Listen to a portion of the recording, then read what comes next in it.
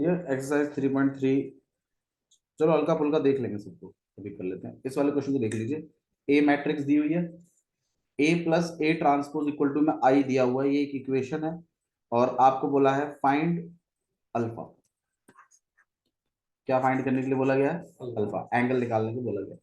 तो एक बात बताइए मुझे, ए तो यही मैट्रिक्स है आपके पास, cos alpha minus sine alpha, sine alpha और कॉस अल्फा। और ए ट्रांसपोज मतलब इसका उल्टा, इसका उल्टा मतलब यहाँ पर कॉस अल्फा माइनस का साइन अल्फा, फिर साइन अल्फा, और ये हो जाएगा आपके पास कॉस अल्फा इक्वल्स टू में आई। आई मतलब 1001। अब इन दोनों का प्लस, कॉस अल्फा कितना हो जाएगा भाई? 2 कॉस अल्फा। साइन अल्फा और प्लस साइन अल्फा तो ये आपके पास 0, ये आपके पास कितना हो जाएगा? 0। और यहाँ पे आ जाएगा आपके पास 2 कॉस अल्फा। यहाँ हो जाएगा आपके पास 1001।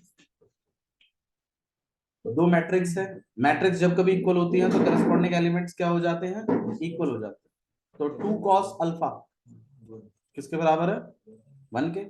इस 2 को आप इसके नीचे भेज देंगे तो यार यहाँ हो जाएगा आपके पास 1/2 कॉस अल्फा। अब 1/2 याद करिए कब होता है? तो अल्फा इक्वल टू में कॉस इनवर्स 1/2। हाँ भाई, कितने पे होता है? पाई/3 पे। तो अल्फा की वैल्यू कितनी आ गई आपके पास? सिंपल क्वेश्चन है। ठीक है, 3.3 एक्सरसाइज क्वेश्चन नंबर फर्स्ट देखिए क्या लिखा हुआ है। ट्रांसपोज करने के लिए बोला गया, एक मैट्रिक्स लिखी है और उसका ट्रांसपोज बोला गया 5 1/2 -1। ट्रांसपोज तो कर ही लोगे, इसको आप इस तरीके से लिख लेंगे, आप 5 या 1/2 या माइनस। ठीक है, इसी तरीके से ट्रांसपोज में तो मेरे ख्याल से कोई दिक्कत नहीं आनी चाहिए। क्वेश्चन नंबर सेकंड देखिए। भाई बुक ले आए तो यार, बस वेट कर रहा है किसी तरीके से पेपर खत्म हो जाए।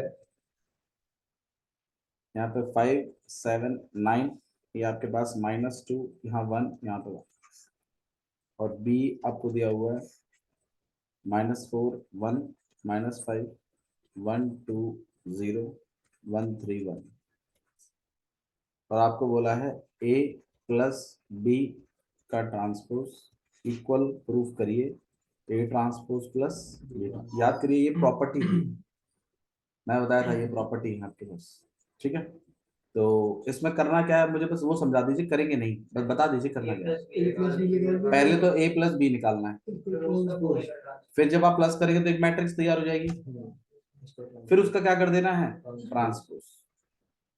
ठीक है, इनमें क्या करना है? पहले ए का ट्रांसपोज करिए, फिर बी का ट्रांसपोज करिए, फिर उनको क्या करा दीजिए प्लस। ये एलएचएस इक्वल टू आरएचएस आ जाएगा तो वेरीफाई हो जाएगा। सही है, सिंपल है क्वेश्चन, ये करने की इतनी कोई आवश्यकता नहीं है। ठीक है, और क्वेश्चन नंबर थर्ड भी बिल्कुल इसके जैसा ही है, उसको भी नहीं करेंगे हम। फोर्थ वाले को थोड़ा सा देख लेते हैं। फोर्थ में देखिए, अगर आपका कोई डाउट है तो बता दीजिए। ठीक है, थर्ड तक अगर किसी को डाउट है तो बताइए। क्वेश्चन नंबर थर्ड तक पूछा डाउट? पूरी एक्सरसाइज में कोई डाउट है? वो डिटर्मिनेंट में आएगा मेरे ख्याल से, मैट्रिक्स में नहीं आएगा वो डिटर्मिनेंट। मैं बता देता हूँ। सिंगुलर मैट्रिक्स वो मैट्रिक्स होती है जिसका डिटर्मिनेंट 0 के इक्वल होता है, इसलिए ये डिटर्मिनेंट चैप्टर में आएगा, क्योंकि डिटर्मिनेंट निकालना है। तो जिस मैट्रिक्स का डिटर्मिनेंट की वैल्यू किसके बराबर है? 0, ऐसी मैट्रिक्स को सिंगुलर मैट्रिक्स कहते हैं। और अगर आपके डिटर्मिनेंट की वैल्यू 0 के इक्वल ना है तो इसको नॉन सिंगुलर मैट्रिक्स कहते हैं। ठीक है, तो अगर आपको कोई मैट्रिक्स गिवन है और आपको पूछा जाए कि सिंगुलर है कैसी है, तो आप उसका डिटरमिनेंट कैलकुलेट करके देख लेना। अगर डिटरमिनेंट 0 आ गया तो वो सिंगुलर मैट्रिक्स हो जाएगी। वो नहीं आएगा टोटल, वो नहीं आएगा आपको, वो टॉपिक आपके उससे हट गया है। और उसमें सीधा सिंपल क्वेश्चन आएगा एक XYZ वाला, वो निकालने को बोलेंगे वो आपको करने के लिए। और उसमें ए इनवर्स पूछते हैं, ऐसे करके आता है। ठीक है, चलिए इसको देख लीजिए। क्वेश्चन नंबर 4 है आपके पास। ए ट्रांसपोज दिया हुआ है आपको -2 3 1 और 2। बी दिया हुआ है आपको -1 0 1 एंड 2। और आपको बोला है ए प्लस 2b का ट्रांसपोज ढूंढिए। तो क्या करना चाहिए? पहले तो ए निकाल लीजिए। अब ए ट्रांसपोज गिवन है तो ए ट्रांसपोज का ट्रांसपोज, तो मतलब इसका वापस ट्रांसपोज कर दीजिए। -2 3 1 और 2, ये ए बन गया। अब ए और 2b को प्लस कराकर क्या बना लीजिएगा? एक मैट्रिक्स। नाम दे दीजिएगा प्रॉपर कुछ और, सी डी जो भी है, और फिर उसका क्या करवा दीजिएगा? ट्रांसपोज। ठीक है, सिंपल क्वेश्चन है, क्वेश्चन नंबर 4। ठीक है, क्वेश्चन नंबर 5 देखिए। 5 में भी आपकी एक प्रॉपर्टी यूज हो रही है जो हमने ऑलरेडी सीखी हुई है ट्रांसपोज की, कि ए बी का ट्रांसपोज होता है B transpose into A transpose. ये वेरीफाई करने के लिए बोला गया है। तो अगेन ये क्वेश्चन नहीं आते बोर्ड एग्जाम्स में, नहीं पूछते हैं क्वेश्चन। ठीक है, बस आप समझ जाइए करना क्या है। पहले तो मल्टीप्लाई करेंगे, फिर जो मैट्रिक्स आएगी उसका क्या कर देंगे हम? ट्रांसपोज। इस तरफ पहले ट्रांसपोज होंगे और फिर उनका मल्टीप्लाई होगा। मल्टीप्लाई का जो रूल है वो ध्यान रखिएगा, अंदर वाली वैल्यूज सेम होनी चाहिए, रिजल्टेंट मैट्रिक्स बाहर वाली ऑर्डर की बनती है। सही है ना? ये सब चीजें सिखा रखी है मैंने आपको already. Question number 6 again, question number 6 कर लेते हैं थोड़ा सा ये हाँ मतलब साइन कॉस वाला है, और इसमें ना आई के इक्वल नहीं, कभी कभी मैट्रिक्स दे देता है वो डायरेक्टली, और आपको 4 मैट्रिक्स दे देता है और पूछता है किसके इक्वल आएगा। Cos alpha, sine alpha, minus sine alpha और कॉस अल्फा। आपको बोला है वेरीफाई करो इस चीज को कि ए और ए ट्रांसपोज आई के बराबर है। अच्छा हाँ सही,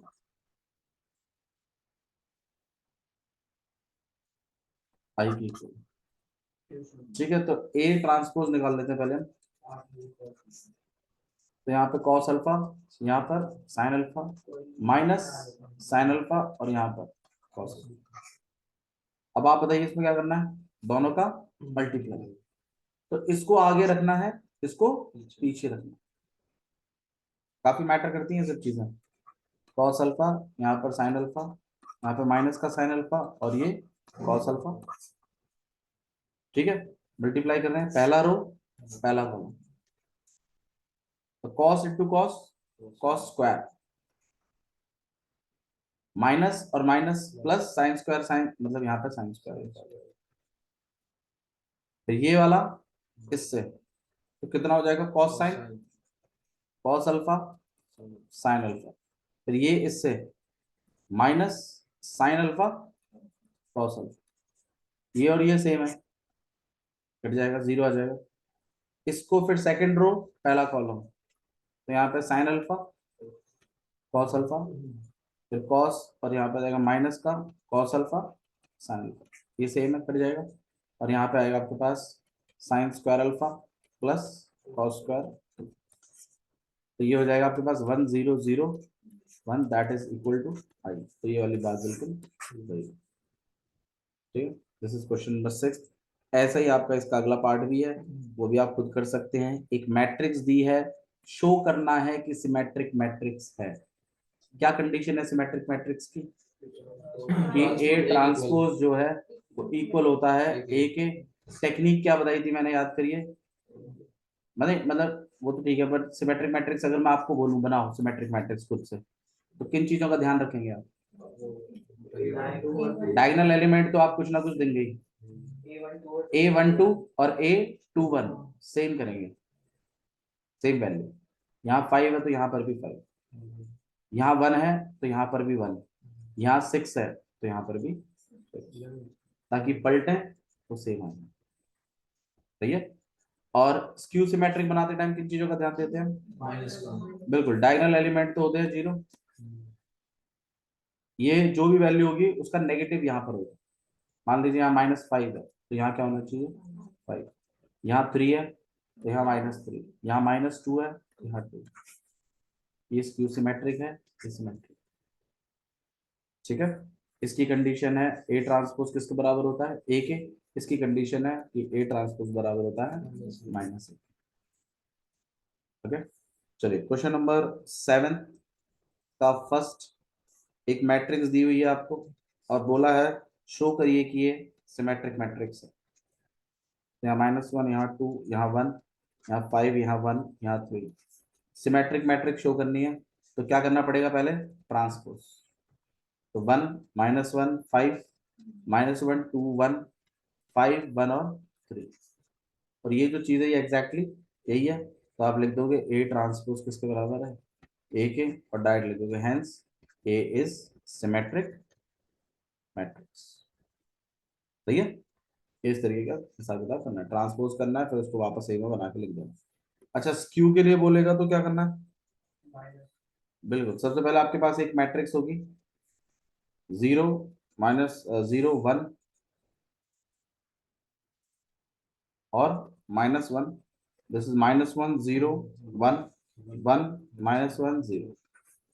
इसके बाद क्या करना है हमें बताइए, ए ट्रांसपोज करेंगे सबसे पहले, दोनों ही केस में ट्रांसपोज करते हैं। उसमें तो डायरेक्टली ये लिख देते हैं, उसमें माइनस खींच के ये लिखते हैं। ठीक है, तो ट्रांसपोज कर रहे हैं भाई 0 1 -1 -1 0 1 1 -1 0। अब क्या करेंगे, माइनस कॉमन खींचेंगे तो कितना हो जाएगा 0 1 -1 0 1 1 -1 0। और ये जो चीज आपके एग्जैक्टली यही है तो आप इसको लिख दोगे -A। फिर आप यहाँ पे एक बात लिखोगे ए ट्रांसपोज किसके बराबर है, माइनस। बताइए, ठीक है, चलिए नेक्स्ट देख रहे हैं। क्वेश्चन नंबर 8, आपको ये चीज बोली है कि ए मैट्रिक्स दी हुई है 1 5 6 7 और आपको बोला है शो करो कि A plus A transpose symmetric matrix है, इज सिमेट्रिक। ये बात आपको बोली है, ये शो करो। तो ए दिया हुआ है और क्या बनाई लीजिए, ए ट्रांसपोज कितना हो जाएगा 1 5 6 7। फिर इनको क्या कराइए, प्लस पी नाम दे दीजिएगा, प्लस कराएंगे 1 + 1 2 11 11 और 14। अब इसको क्या प्रूफ करवाना है, इस मैट्रिक्स को सिमेट्रिक कैसे कराते थे, इसी का ट्रांसपोज। यहाँ 2 11 11 14 और फिर इसी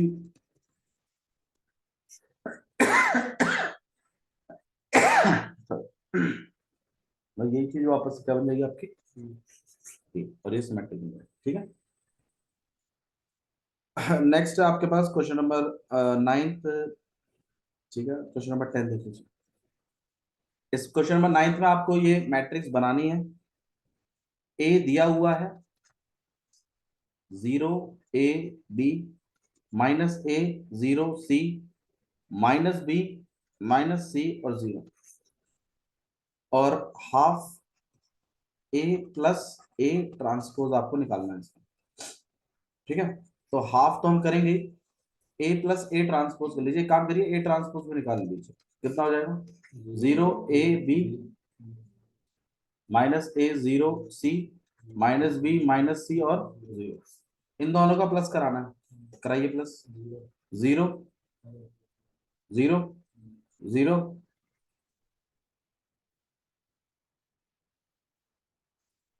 अब आप हाफ से करोगे तो भी क्या हो जाएगा सब, पर इसको आप एक नाम दे चुके हैं, लेट इट बी। अब आपको ये चीज निकालनी थी मेरे ख्याल से, बस खाली बस सिर्फ निकालना था इस चीज को, कर दी। ऐसे ही माइनस के साथ भी माइनस करना है। आप इस तरफ हो जाइए, बैठ जाइए, सब टर्न करके बैठ जाइए। जो है हाफ ए -A ट्रांसपोज। अब इस केस में आप क्या करेंगे, माइनस करेंगे इनको, तो माइनस करके बताइए मेरे को कितना है, करो माइनस। ये इसमें माइनस 0 में 0 गया 0, ये ए है, यहाँ माइनस और लगेगा तो 2 है।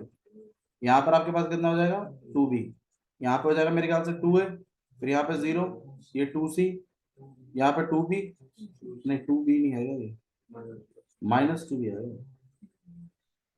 और ये -2 है। यहाँ पे आएगा आपके पास -2c और ये 0। फिर हम क्या करेंगे, 2 कॉमन निकाल लेंगे और बाहर का 2 उड़ा देंगे, तो ये आपके पास बच जाएगा 0 a b -a 0 c -b -c और 0। ठीक है, लेट इट बी क्यू। यहाँ तो कोई मेरे ख्याल से इशू होना भी नहीं चाहिए। ठीक है, सिंपल क्वेश्चन है। क्वेश्चन नंबर 10 देखिए, सबसे लास्ट क्वेश्चन है इसका। आने के चांसेस इस क्वेश्चन के हैं थोड़े से। 3 नंबर में पूछेगा अगर पूछेगा। हाँ, जिसमें आपको एक्सप्रेस करके दिखाना है, जो मैंने बताया भी था कि करना कैसे कैसे। देखिए, एक क्वेश्चन मैं करके दिखाता हूँ आपको, उससे आपको आइडिया आ जाएगा कि कैसे करना। हाँ, 3x3 वाला ही करेंगे। क्वेश्चन नंबर 10 का सेकंड देखिए। ये एक मैट्रिक्स दी है, यहाँ पे 6 है, -2 है, 2 है, -2 3 और -1, 2 -1 2 3। सबसे पहले मैंने बताया था किसी भी मैट्रिक्स के अंदर दो तरीके की मैट्रिक्स छुपी होती है, एक सिमेट्रिक और एक स्क्यू सिमेट्रिक। तो सबसे पहले आप क्या करेंगे, सिमेट्रिक निकालेंगे। उसके लिए मैंने आपको फॉर्मूला दिया है, हाफ ब्रैकेट के अंदर a + a ट्रांसपोज। ध्यान रखिएगा, स्क्यू में नेगेटिव का रोल आता है, तो नेगेटिव वाला फॉर्मूला स्क्यू का, पॉजिटिव वाला फॉर्मूला सिमेट्रिक का। तो मैट्रिक्स बना लेते हैं, एक काम करते हैं, a ट्रांसपोज भी कर ही देते हैं। बताइए कितना हो जाएगा, 6 -2 2 -2 3 -1 2 -1 और 3।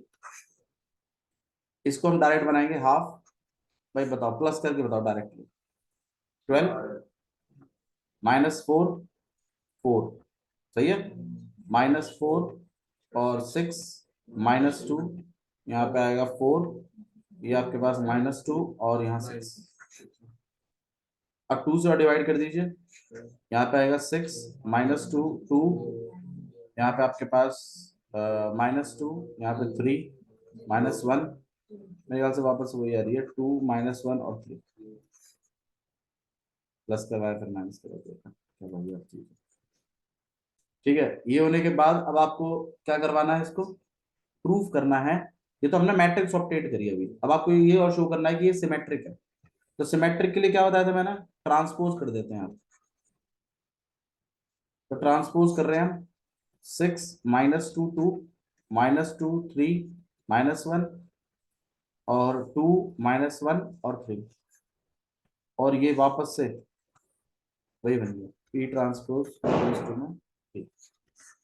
आप इसके बाद लिखोगे hence P is symmetric matrix. ठीक है, अब भी कोई ऐसा हो बता देता है।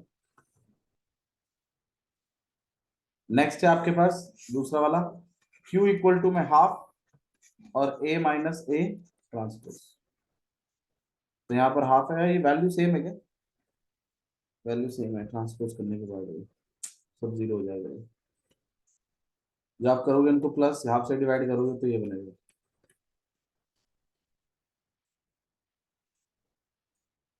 ध्यान रखिएगा, 0 0 0 0 जो रेक्टेंगुलर मैट्रिक्स आपकी जीरो मैट्रिक्स जो बनती है, ये एक तरीके से स्क्यू सिमेट्रिक है, क्योंकि डायगोनल एलिमेंट 0 है, और 0 के आगे साइन उल्टे बेशक हो, कोई फर्क नहीं पड़ता है। ठीक है, तो इन केस चलो ये मैट्रिक्स हमसे बनी है। फिर नेक्स्ट बताया था मैंने, इसका क्या करना है, ट्रांसपोज। तो ट्रांसपोज करके भी यही आ रहा है, कोई बदलाव नहीं है। फिर मैंने बताया था कि जानबूझकर नेगेटिव क्या निकालिए, कॉमन, तो निकाल भी लें तो भी कोई बदलाव नहीं है,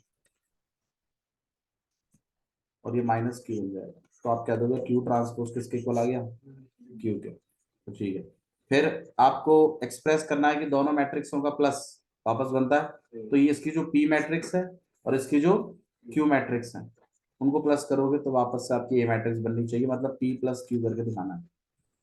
तो जब मैट्रिक्स ही यही है और दूसरी वाली तो 0 ही है, तो यही बनेगी, और प्लस में क्या जाएगा, 0 0 0, तो वापस से यही मिल जाएगी, -2 3 और -1 2 -1 और 3, और जिसे आप क्या लिख सकते हो, ए मैट्रिक्स। तो इससे शो हो जाएगा कि P + Q किसके इक्वल है, ऐसा करके आपको दिखाना है। ठीक है, डन। मेरे ख्याल से इतना ही है इसमें आपके पास। ठीक है। ओके, बस इसमें इतना। नहीं वो नहीं आया वो, डिटरमिनेंट पे फोकस करते हैं। डिटरमिनेंट पे आपको क्वेश्चन बनेंगे। आइए डिटरमिनेंट पे देख। डिटरमिनेंट मैंने बताया था कि एक सिंगल वैल्यू होती है डिटरमिनेंट, थोड़ा बहुत कराया डिटरमिनेंट हल्का सा भी, आपको जितना याद है वही याद होगा बस खाली, है ना। चलो ठीक है, करवाता है। डिटरमिनेंट क्या होता है बेसिकली, पूरे मैट्रिक्स की जगह कैलकुलेशंस में कभी कभी हम एक सिंगल वैल्यू का इस्तेमाल कर लेते हैं। मतलब in the place of whole matrix if we write any, if we want to write any single number, so that single number is noted as determinant of that matrix। ठीक है, तो जैसे मान लीजिए कोई मैट्रिक्स है आपके पास, जैसे यहाँ पर 2 4 3 1, तो इसको तो हम कैपिटल लेटर से डिनोट करते हैं, और ऐसे आपके ब्रैकेट जो है वो मुड़े रहते हैं। डिटरमिनेंट में आप या तो ट्राइंगल यूज करते हैं ऐसे, ये भी डिटरमिनेंट का सिंबल है, और या तो ए के ऊपर ऐसे मॉडुलस सा लगा देते हैं, ये भी डिटरमिनेंट का सिंबल है। और आपकी जो मैट्रिक्स है उसके ऊपर लाइनें सीधी हो जाती है इस तरीके से, और आपको कैलकुलेट करना होता है। ठीक है, इसे डिटरमिनेंट कहते हैं। अब ये पूरी मैट्रिक्स की जगह एक सिंगल नंबर बनता है। अब एक बात और ध्यान रखिएगा, जो डिटरमिनेंट चैप्टर है ना, वो स्क्वायर मैट्रिक्स के ऊपर ही अलाउड है सिर्फ, इसलिए स्क्वायर मैट्रिक्स के टाइप्स और इतने इंपॉर्टेंस थे। रेक्टेंगुलर मैट्रिक्स वहां पे देखा कोई टाइप ही नहीं था, स्क्वायर मैट्रिक्स पे ही डिटरमिनेंट जाता है। ठीक है, तो पूरा determinant chapter it's all about square matrix. अब स्क्वायर मैट्रिक्स की अगर हम बात करें, तो अलग अलग ऑर्डर की स्क्वायर मैट्रिक्स आपने देखी थी। जैसे आपके पास 1 by 1 वाली थी, जिसमें आप A11 यूज करते थे, ये 1 by 1 ऑर्डर की। इसी तरीके से एक दूसरी भी थी जो 2 by 2 ऑर्डर की थी, A11 A12 A21 और A22। उस केस में आप यहाँ पे 2 into 2 यूज करते थे। और एक और थी आपके पास 3 by 3, तो A11 A12 A13 A21 22 23 31 32 और 32, इस तरीके का। तीन मैट्रिक्स की तीन टाइप्स है। ठीक है, आपको इन पे डिटेल लेनी है कि इनको डिटरमिनेंट के थ्रू कैसे सॉल्व करते हैं। तो डिटरमिनेंट मैं आपको बताता हूँ कैसे सॉल्व करते हैं एग्जांपल्स के थ्रू। ठीक है, आप इस तरीके से A11 लिखेंगे और इसका आंसर सेम ही आता है। एग्जांपल ले लेते हैं, जैसे मान लीजिए मैं आपको बोलूँ कि डिटरमिनेंट निकालिए इसका -2, तो आंसर आएगा इसका -2। अब बहुत बच्चे क्लेम करते हैं कि भैया मॉडुलस लगा हुआ है तो प्लस लिख देना चाहिए। ऐसा नहीं है, ये मॉडुलस नहीं है, ये इस केस में डिटरमिनेंट है। डिटरमिनेंट के केस में अगर 1 by 1 की मैट्रिक्स है तो सेम वैल्यू आ जाती है। किसी को इसमें इश्यू है तो बताइए। 1 by 1 का समझ में आया? पीयूष सो मत यार, या तो तेरे को यहाँ बैठ के नैन भटका करने दो। चलो चलो, अब तो इल्जाम तेरे पर लगा देना उसने।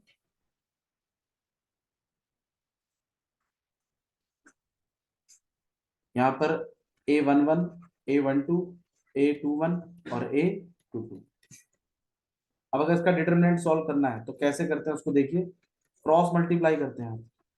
ध्यान रखिएगा ऊपर से नीचे की तरफ और नीचे से ऊपर की तरफ, तो ऐसे माइनस ऐसे।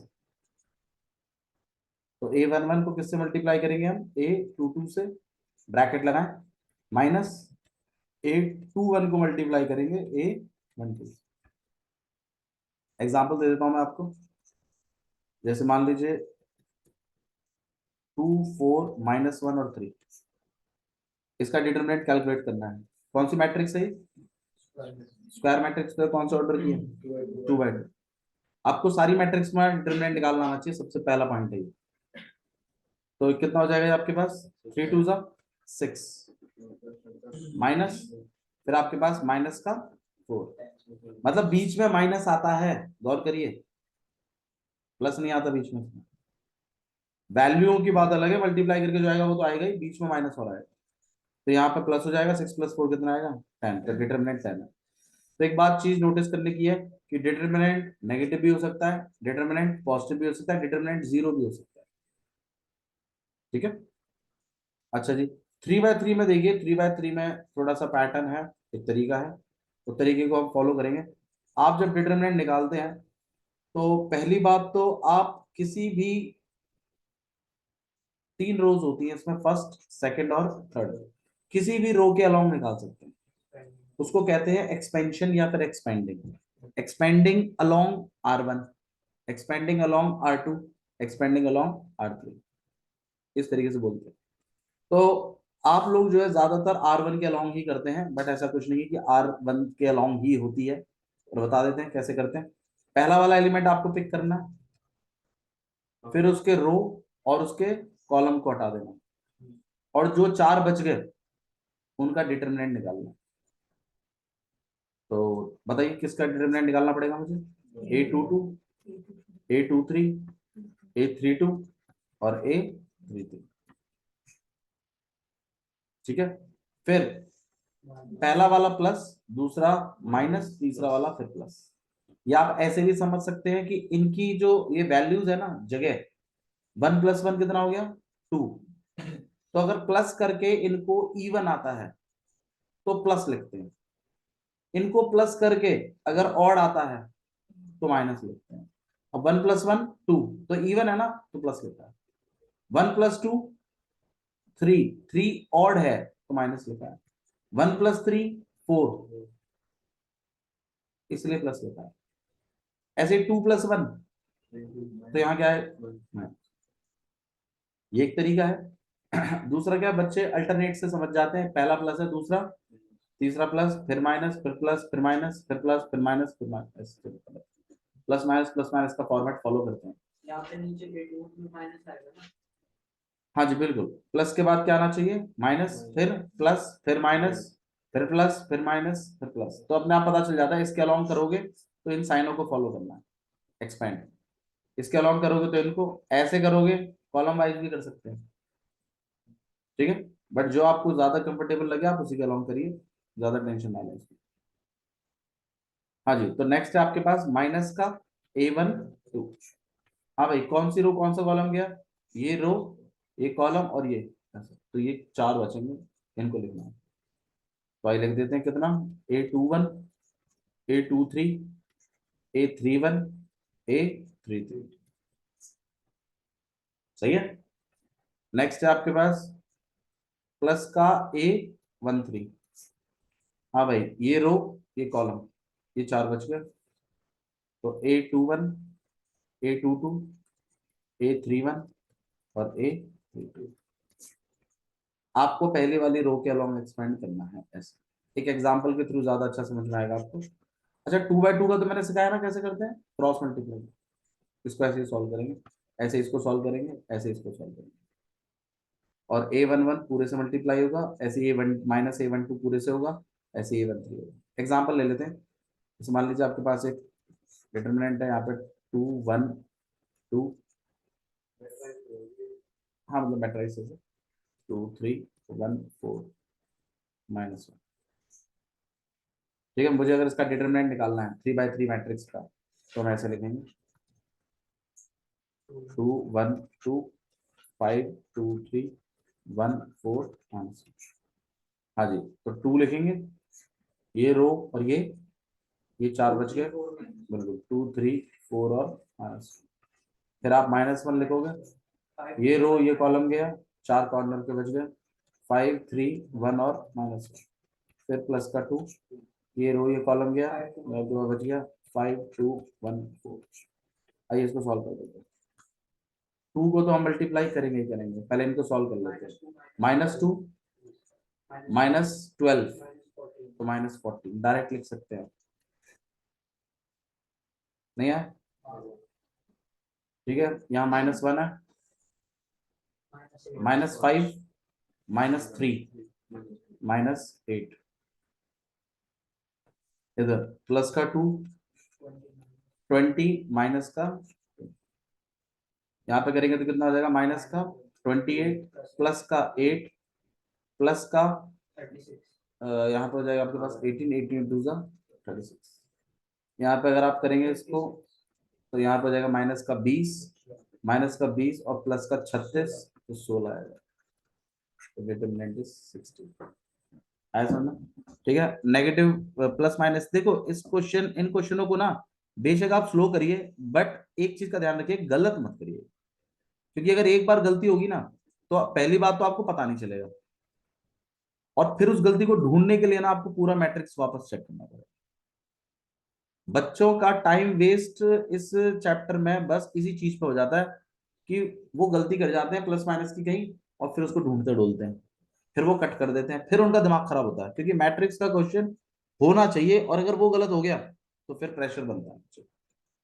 तो आप धीरे धीरे करें क्वेश्चन को, कोई दिक्कत नहीं है, बस गलत ना करें, ठीक है, क्योंकि कैलकुलेटिव है थोड़ा सा, और अगर पॉसिबिलिटी है, अगर आपका माइंड सही चल रहा है बिल्कुल, तो आप मैट्रिक्स पहले ही कर दीजिए, ढूंढ डांड के मामले से उल्टा दीजिए। अगर आपको क्वालिटी अच्छा लगता है तो क्वालिटी पहले कर दीजिए, जो चैप्टर आपको अच्छा लगता है ना वो पहले कर दीजिए, सिंपल बात है, उससे कॉन्फिडेंस आ जाएगा, कॉन्फिडेंस आते फिर आप क्वेश्चन कर देंगे, यकीन मानिए, मैं कह रहा हूँ आपसे, ठीक है, क्लियर हुआ यहाँ तक, समझ में आया? तो डिटर्मिनेंट निकालने तो आपने सीख लिया, चाहे 1/1 का हो, चाहे 2/2 का हो, चाहे 3/3 का। यहाँ तो कोई इशू है तो बताइए। अच्छा जी, एक क्वेश्चन जो 100% आएगा वो देख लीजिए आप। पहला क्वेश्चन इस तरीके का होगा, जैसे 2x हो गया, यहाँ पर 5 है, यहाँ पे y है, और ये 3 है, इक्वल टू में यहाँ पे आपके पास अ, मतलब 5 या फिर 4 है, यहाँ पे 5 है, ये 3 है, और यहाँ पे 7 है, बोलेगा फाइंड x एंड y, एक अपडेट से हो जाएगा, क्योंकि मैट्रिक्स का क्वेश्चन है, करस्पॉन्डिंग वैल्यूज क्या होती है, इक्वल होती है। यही चीज अगर मान लीजिए यहाँ पर x हो जाए, मान लीजिए अगर यही क्वेश्चन अगर ऐसा हो जाए,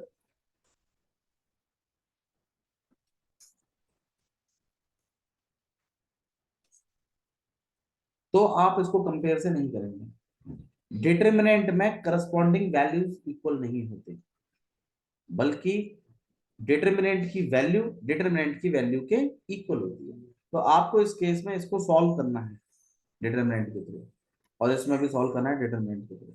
बच्चों को मैट्रिक्स पढ़े हुए, डिटरमिनेंट पढ़े हुए टाइम हो जाता है, वो भूल जाते हैं कि हाँ भाई कैसे होगा, सेक्शन ए में डालता है एक नंबर में सिंपल सा, और बच्चा गलत हो जाता है, और प्रॉपर आंसर होता है इसका, इसके हिसाब से एक्स की वैल्यू 7, ऐसा भी होगा, और एक सॉल्व करके होगा, जैसे एक्स इक्वल टू 7 देखता चाहिए, कंपेयर करता है, ठीक है साथ साथ, ठीक, आप पूछते भी नहीं है, क्योंकि आप बहुत श्योर होते हैं, ठीक है।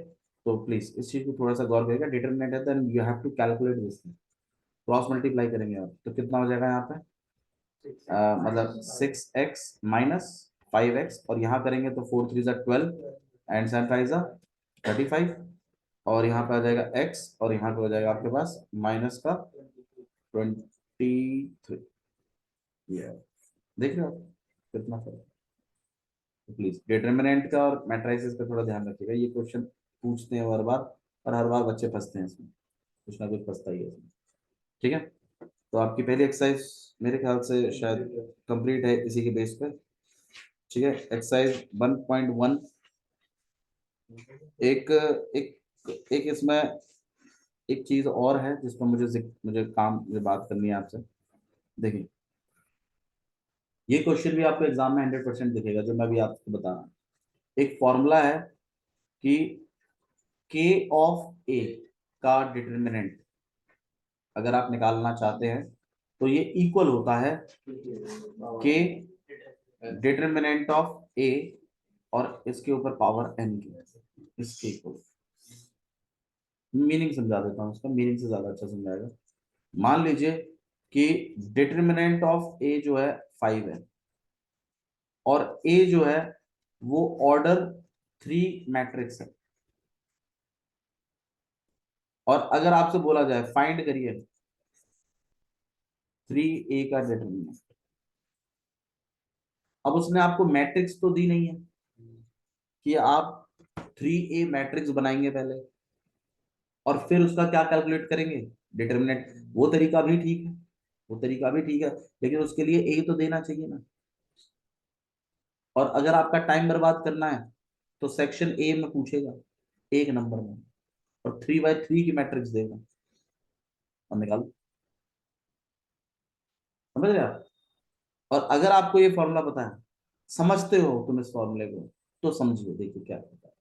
वो ये कहता है कि अगर आपको 3a डिटर्मिनेंट की वैल्यू पूछता है, मतलब कोई नंबर मल्टीप्लाई है के साथ, तो इसका डिटर्मिनेंट भी अपन निकाल सकते हैं। कैसे? कांस्टेंट को तो निकाल दो बाहर, और डिटर्मिनेंट किस पे चढ़ा दीजिए, ए के ऊपर। लेकिन ये जो कांस्टेंट है ना, इसके ऊपर n लिखिए, और n क्या होगा इस केस में, ऑर्डर होगा किसका, ए मैट्रिक्स का, जिसका तुम निकाल दो मामला। तो आप बताइए, अच्छा यहाँ पे मैं ऑर्डर चेंज कर दूँ, ऑर्डर 2 कर दूँ, वरना आपको लगेगा 3 के ऊपर 3 चढ़ा है। तो ऑर्डर कितना है 2, तो यहाँ पे 3 के ऊपर क्या लिखा जाएगा, और यहाँ पे कितना हो जाएगा, 3 का स्क्वायर 9, और डिटर्मिनेंट ऑफ ए कितना है 5, आंसर कितना आएगा, बस इतना ही है। ठीक है, 3a मैट्रिक्स बनानी आती है आपको, 3a का डिटर्मिनेंट अगर निकालना है तो वो भी ए डिटर्मिनेंट से निकल सकता है। मैं बस ये कहना चाहता हूँ, 3 के ऊपर ऑर्डर वही चलाना है जो ए का चला।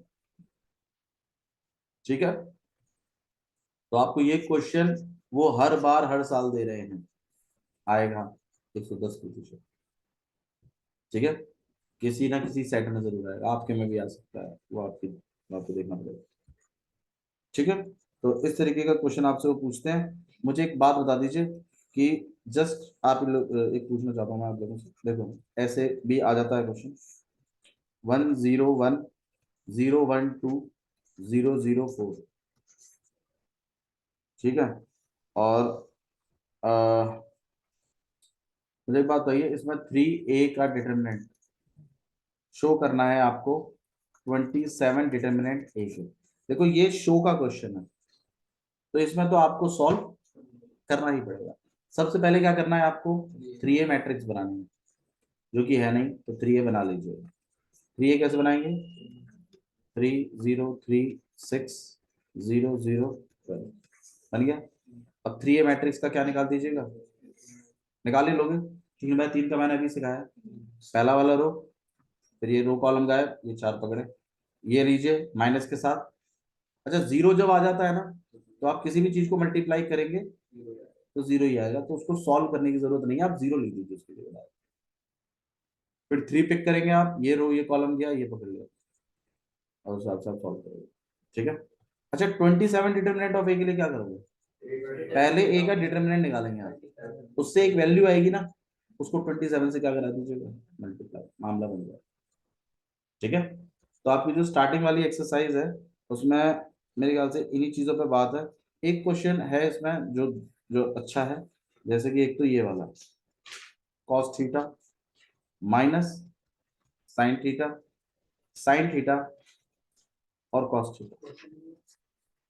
क्वेश्चन नंबर सेकंड का फर्स्ट ये पूछेगा, ये पूछ सकता है, सिंपल है, देखो डिटर्मिनेंट है ना, कैसे करेंगे, कॉस स्क्वायर थीटा, फिर बीच में माइनस लगेगा और एक माइनस इनका भी आ रहा है, तो प्लस हो जाएगा। आंसर कितना आएगा, ठीक है। नेक्स्ट एक ये वाला क्वेश्चन भी बहुत अच्छा है, x square minus x plus one, एक आपके पास एक्स प्लस वन है, यहाँ एक्स माइनस वन है, ये एक्स प्लस वन, और इसका डिटरमिनेंट निकालना है। बताइए किस तरीके से करना चाहिए, क्रॉस मल्टीप्लाई करेंगे, घबराइए नहीं, चिंता मत करो, एक्स प्लस वन, फिर बीच में माइनस, फिर एक्स प्लस वन और एक्स माइनस। इधर जब मल्टीप्लाई करेंगे तो एक्स से पूरा कर देंगे, फिर वन से पूरा कर देंगे, करिए कितना हो जाएगा, x cube minus X square plus x, फिर वन से करेंगे तो वही रहेगा, माइनस तो है ही, ए प्लस बी और ए, तो X square minus B square, minus करेंगे तो यहाँ पे माइनस का एक्स स्क्वायर प्लस वन, यहाँ पे मेरे ख्याल से एक्स स्क्वायर से एक्स स्क्वायर कट जाएगा, एक्स से एक्स कट जाएगा, आपके पास रहेगा एक्स क्यूब प्लस, तो यहाँ हो जाएगा आपके पास X cube minus X square plus का, आया। ठीक है, तो इस तरीके का आपको कुछ करना है, और इसी तरीके से फिर 3/3 के डिटर्मिनेंट्स हैं। क्वेश्चन नंबर 7 देख लीजिए। बाकी बीच वाले आप कर पाएंगे, कोई दिक्कत नहीं आएगी, बहुत simple simple question. Question number 7, 2 4 5 1, 2x+4, यहाँ पे 6, यहाँ पे x। इसमें आपको x फाइंड आउट करना है, कैसे करेंगे भाई? क्रॉस मल्टीप्लाई अगेन, तो यहाँ पे 2 -20, यहाँ पे कितना हो जाएगा? 2x² - 24, इसको उधर फेंक दीजिए। यहाँ माइनस का 18 है, यहाँ प्लस का 24, इक्वल टू में 2x², यहाँ पर आपके पास हो जाएगा 6। x की वैल्यू आएंगी ±√3। ठीक है, ओके। नेक्स्ट देख लीजिए।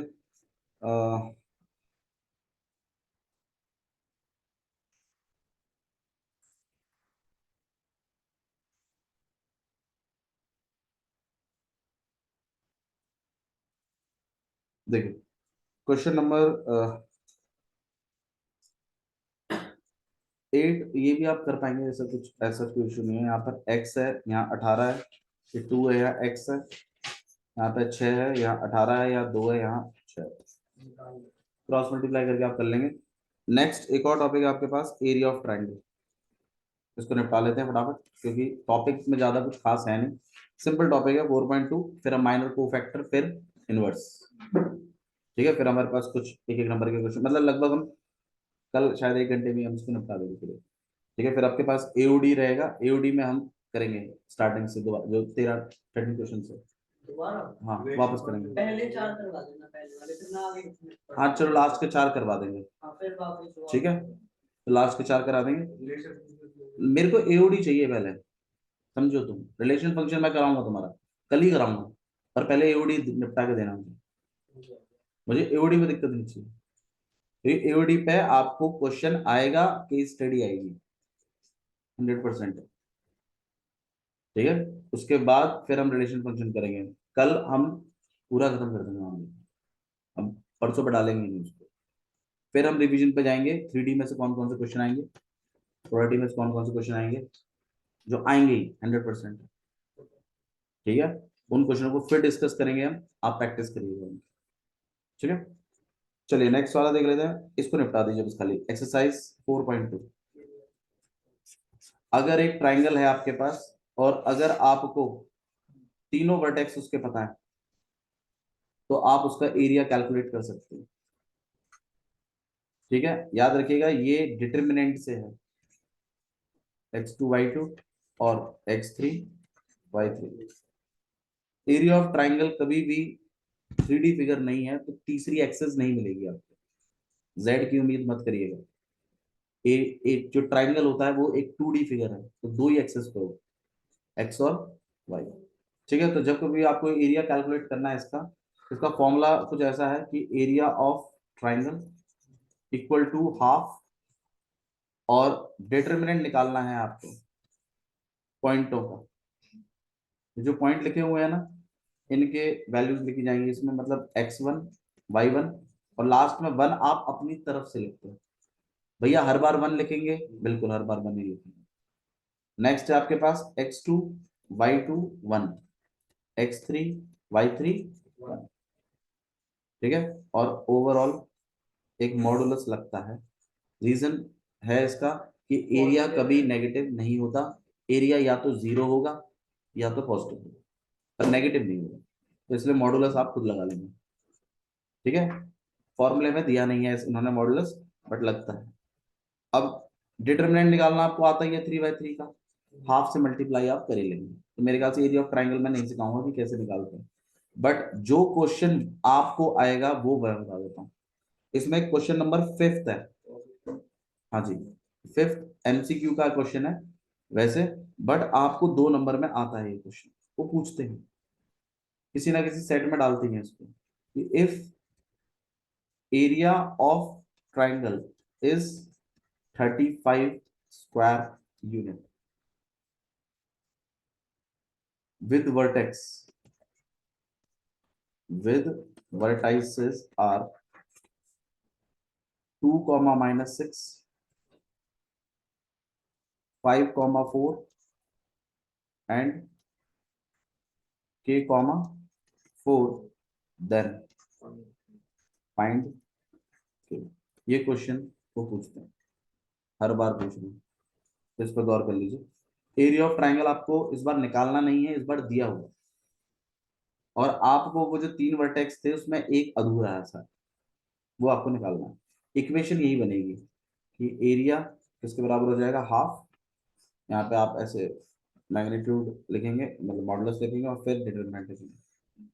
तो यहाँ पर आपके पास वैल्यूज भी हैं, क्या क्या है आपके पास, 2 -6 1 5 4 1 k 4 1, और एरिया की जगह आप क्या लिख देंगे, 35।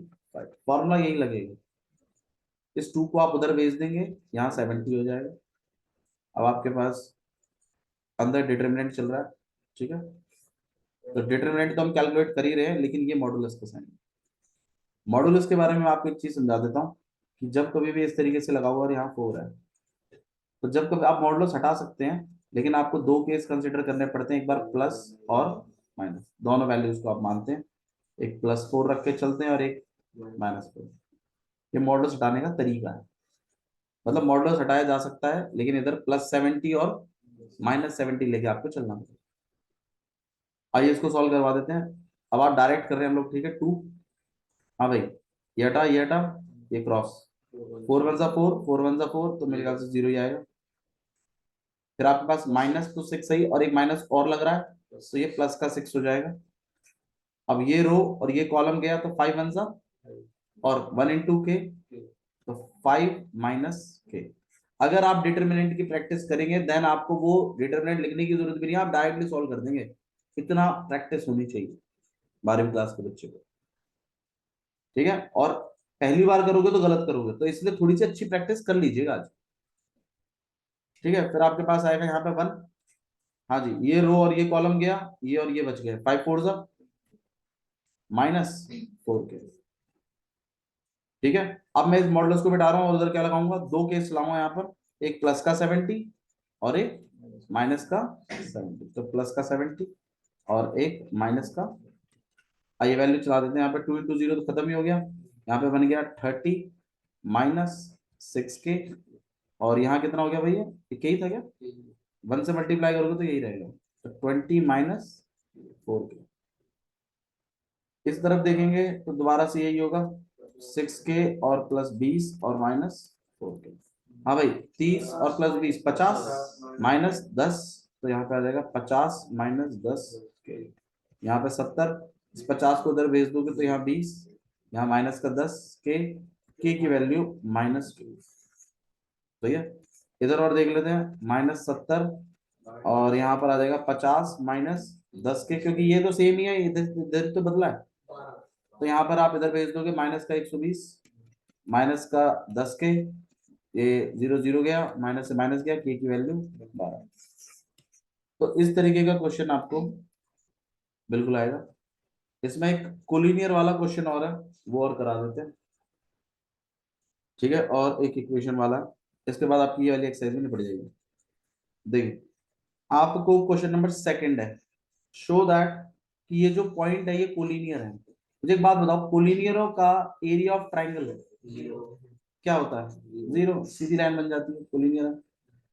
तो अगर कभी भी आपको शो करना है कि कोलिनियर है, तो इसका मतलब उनके डिटरमिनेंट का वैल्यू हाफ करके जो भी आएगा, उनके एरिया ऑफ ट्राइंगल 0 आना चाहिए। तो आपको 3 पॉइंट दिए हुए इन्होंने, पहला पॉइंट है ए ब्रैकेट के अंदर b + c, दूसरा पॉइंट है b ब्रैकेट के अंदर c + a, और तीसरा पॉइंट है c ब्रैकेट के मतलब दूसरा वाला है a + b, ये।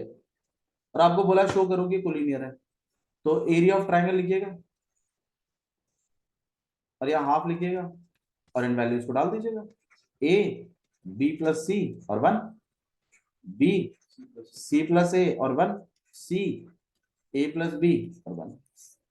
इसके डिटरमिनेंट को सॉल्व करना आपको, तो यहाँ पर हाफ तो है, आइए इसके डिटरमिनेंट को सॉल्व करते हैं। a, हाँ भाई डायरेक्ट बताइएगा, c + a को इससे करोगे तो c + a माइनस, चलिए मैं लिख देता हूँ, c + a और -a - b, साइन चेंज दोनों की कर देना, माइनस के ब्रैकेट का झंझट ही छोड़ा, ठीक है, फिर माइनस बी प्लस सी, सही है, और ये रो ये कॉलम गया तो यहाँ बी और ये माइनस सी, तो बी माइनस सी, सही है। फिर अगले में आ जाइए, अगले में आपके पास है 1, ये रो और ये कॉलम गया, ये बच गया, बी को मल्टीप्लाई कर रहा हूं दोनों से, कितना आ जाएगा, A B plus B square, फिर माइनस आएगा, सी को दोनों से कर रहा हूं मैं, सी स्क्वायर माइनस ए सी, सही है। अच्छा जी, ए को मल्टीप्लाई, ए मेरे ख्याल से ए से कट जाएगा, ए से मल्टीप्लाई कर रहा हूं, ए सी माइनस ए बी, अल्फाबेटिकली लिखें जिससे प्रॉब्लम ना आए। माइनस तो हम करेंगे ही, बी प्लस सी और बी माइनस सी, तो बी स्क्वायर माइनस माइनस और बोल रहा हूं मैं, तो माइनस का बी स्क्वायर और प्लस का सी स्क्वायर, साइन उल्टे हो जाएंगे ना माइनस खोलते ही, वन से किसी भी चीज को कर लीजिए वही रहता है, तो A B plus B square minus C square minus, ये ए सी कट गया इससे, ए बी कट गया इससे, बी स्क्वायर कट गया इससे, सी स्क्वायर कट गया इससे, आंसर कितना आएगा कि आपके पास 0, और हाफ से मल्टीप्लाई कर लेंगे तो 0, hence A B C are समझना। एक लास्ट और है इसमें, इन्होंने 2 पॉइंट दिए हैं, एक लाइन पर 2 पॉइंट दिए हैं, 1,2 और एक और दिया है 2,3 या जो भी है, कितना 3,6, आपको बोला है इस लाइन की क्या बना दीजिए इक्वेशन, ऐसा बोल रहा है यूजिंग डिटरमिनेंट, हालांकि क्वेश्चन आएगा नहीं, पर इन केस अगर तो पता नहीं, अगर आपको 2 पॉइंट देकर लाइन की इक्वेशन बोलता है डिटरमिनेंट से, तो आपको तीसरा पॉइंट इसके ऊपर लेट करना है एक्स और वाई, और फिर मुझे बात हो, ये एक ही लाइन पर है ना, तो एरिया ऑफ ट्राइंगल तो 0 ही होगा, तो आपको ये वाला फॉर्मूला लिख देना है, एरिया इक्वल टू में हाफ, इन वैल्यूज को लेना है, इसमें एक्स वाई को ऊपर लीजिएगा, थोड़ा इजी हो जाता है, बाकी कोई भी नंबर लिख दीजिए, अब एरिया की जगह तो 0 रख देना, और इसके डिटरमिनेंट को सॉल्व कर देना, एक्स को सॉल्व करके बताइए कितना हो जाएगा, 2 माइनस 6 माइनस वाई कितना हो जाएगा आपके पास, 1 माइनस 3, और 1 को करोगे तो 6 माइनस 6, 2 को और आप 0 को उधर भी भेज देते तो खत्म ही हो जाएगा, 0 मॉडुलस हटाएंगे तो 0 के आगे प्लस लगे माइनस लगे क्या ही फर्क पड़ता है, तो वो भी हट जाएगा, ठीक है। तो आपके पास यहाँ पे आएगा माइनस का 4x, और ये माइनस का 2 और ये प्लस का 2y, और ये 0, इन चीजों को इस तरफ खींच दीजिए, इक्वेशन बन चुकी है अब आपकी, 4x minus 2y equal to, 2 common निकाल लेंगे तो 2x minus y equal to, ये इक्वेशन आ जाएगी। 4.2 तक ट्राई करके लगाइए, तो दिक्कत आए तो बताइएगा, ठीक है।